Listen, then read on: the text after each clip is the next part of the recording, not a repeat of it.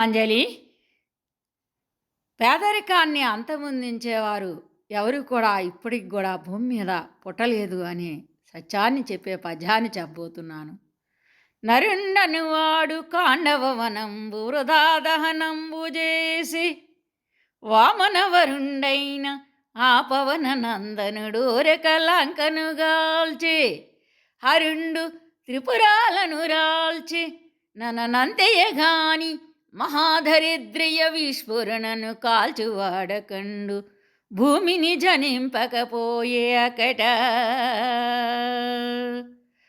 నరుండను వాడు కాండవవనంబు వృధా దహనంబు చేసి.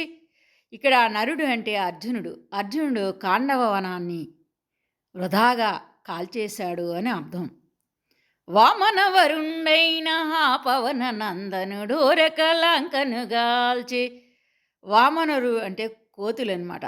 కోతుల్లో వరుడు అంటే శ్రేష్ఠుడైనటువంటి ఆ పవనపుత్రుడు, వాయు యొక్క పుత్రుడైనటువంటి నందనుడు అంటే పుత్రుడనమాట. ఆంజనేయుడు ఊరకే లంకను కాల్చేశాడు.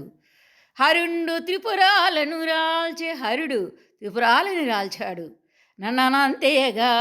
అంతేకాని మహాదరిద్రయ విస్ఫురణను, ఆ గొప్పదైనటువంటి ఆ దారిద్ర్యమనే పేదరికాన్ని కాల్చువాడకండు భూమిని జనింపకపోయే అకట.